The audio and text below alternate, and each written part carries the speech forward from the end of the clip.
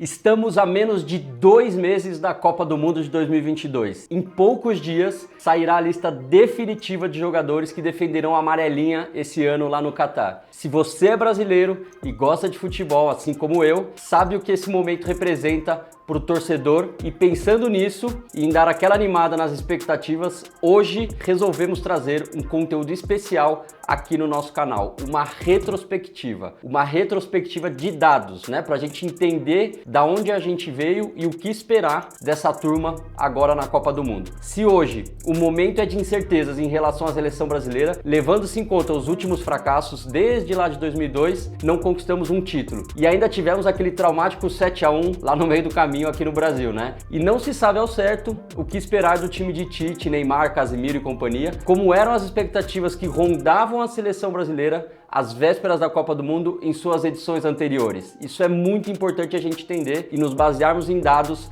para ver o que a gente vai esperar daqui para frente. No vídeo de hoje, motivados por esse assunto que pessoalmente tanto amamos, apresentamos a retrospectiva dos dados. Vem comigo que estamos prestes a embarcar numa jornada sobre a história do esporte mais amado do Brasil. Meu nome é Paulo Pereira, sou fundador do projeto A Era dos Dados. Já deixe seu like, se inscreva no canal e ative o sininho para não perder nenhuma novidade do que temos feito na Era dos Dados.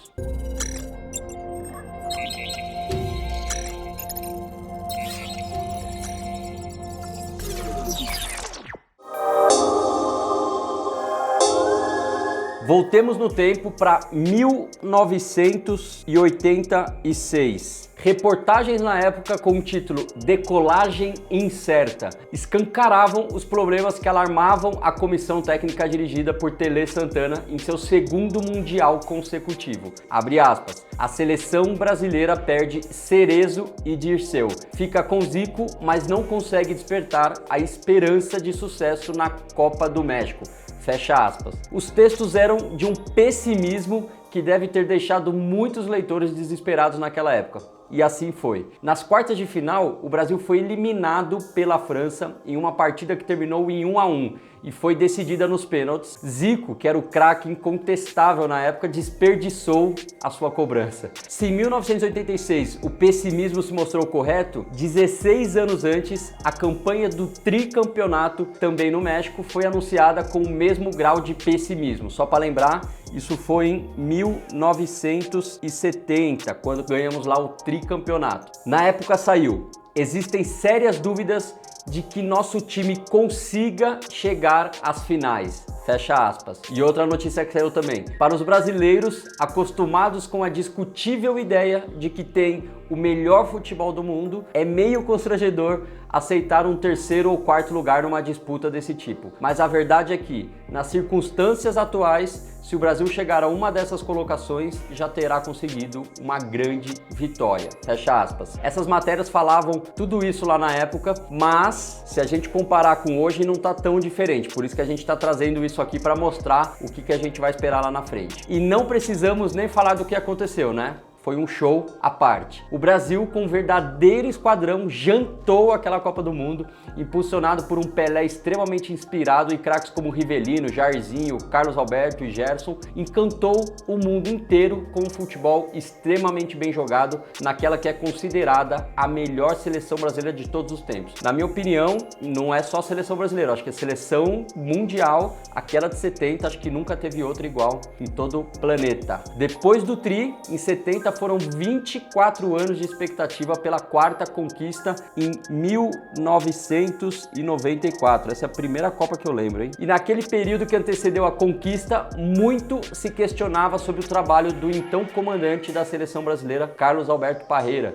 considerado de certa forma muito burocrático e formal, optando por um padrão de jogo mais técnico em um ambiente que, querendo ou não, exigia certo jogo de cintura ou malandragem, já que afinal estamos falando de seleção brasileira. Aqui tem uma semelhança muito próxima também com o burocrático Tite, mas que eu gosto porque ele nunca perdeu, né? Não tem como questionar contra dados. Se ele nunca perdeu, a gente tem uma grande chance de ganhar a Copa do Mundo, mas a gente vai entender um pouco mais no que a gente vai falar daqui para frente no vídeo. O Tetra veio, veio graças em parte ao esquema de Parreira, mas muito por causa do fora de série daquela época, o atacante Romário, o baixinho Romário. E foi ele o grande personagem também do Mundial seguinte, na França, em 1998. O craque da camisa 11 foi cortado pouco antes do início dos jogos por conta de uma lesão na perna, e aí chamou muito atenção naquele Mundial. A gente estava com uma esperança muito forte em cima dele, mas mesmo sem o baixinho, a equipe contava com outros bons jogadores, como Edmundo, Denilson, Bebeto, Ronaldinho, inclusive foi protagonista da final ao passar mal e ter convulsões horas antes da decisão. Isso foi um fato e deixou todo mundo muito preocupado. Tantos talentos fizeram as expectativas da mídia e do público irem às alturas, e as expectativas foram frustradas quando, numa final polêmica que deixa suas dúvidas até hoje,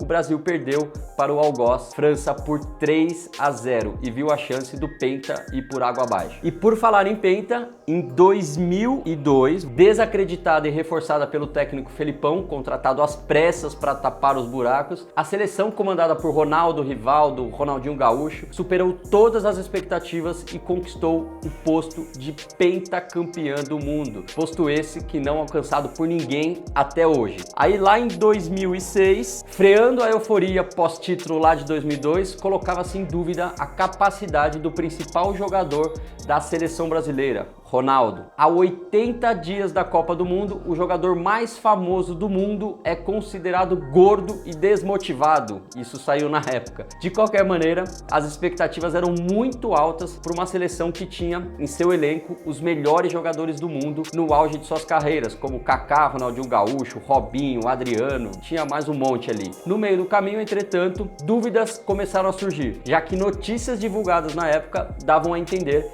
que a concentração da seleção brasileira na competição tinha se tornado uma verdadeira bagunça, com os jogadores mais preocupados com festas do que com jogar bola. Saía isso a todos os momentos. Eu me lembro bem disso. Em uma campanha decepcionante, fomos eliminados de novo pela França, nas quartas de final, em um jogo que ficou marcado pela apatia dos atletas em campo. Praticamente nem entraram. Agora, em 2010, apontava-se que pela primeira vez em toda a história, a defesa da seleção brasileira era melhor que o ataque. Não haviam gênios da bola, mas ainda tínhamos Kaká, Luiz Fabiano, Robinho, Lúcio. O tom era de otimismo total. O Brasil, ao contrário da projeção, teve uma participação lamentável, caindo nas quartas de final diante da Holanda.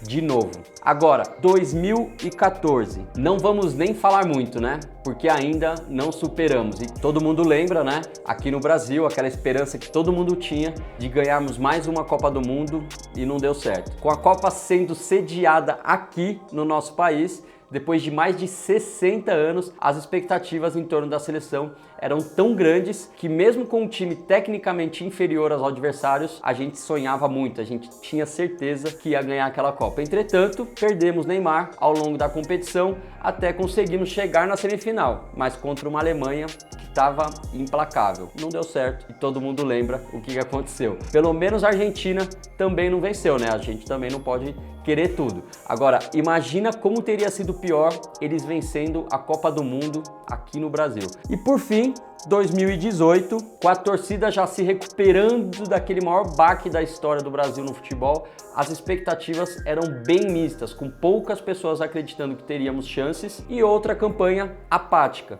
mas muito menos traumática. Fomos eliminados para a Bélgica novamente nas quartas de final. Agora, praticamente a gente tem uma cisma ali com a quarta de final de qualquer Copa do Mundo, né? E assim chegamos à Copa do Catar. Quais as suas expectativas? Confia no nosso time ou é daqueles que já desistiu? Muita gente, né, falando agora em 2022 de um lado, do outro, um país extremamente polarizado, cheio de opiniões, mas a gente tem que ter confiança como um país que a Copa do Mundo a gente está chegando muito forte e precisa de todo mundo torcendo. Agora, você tem algum time do coração? Deixa a sua resposta aí nos comentários e bora interagir. Eu quero saber quais são os times de vocês. Se você gostou, deixa aquele like, se inscreva no canal e ative as notificações para não perder nenhuma uma novidade. Compartilhe esse vídeo com seus amigos para conhecerem a história através dos dados de tudo que aconteceu com a seleção brasileira até chegar agora em 2022. É o nosso grande objetivo esse ano, ganhar o nosso Hexa.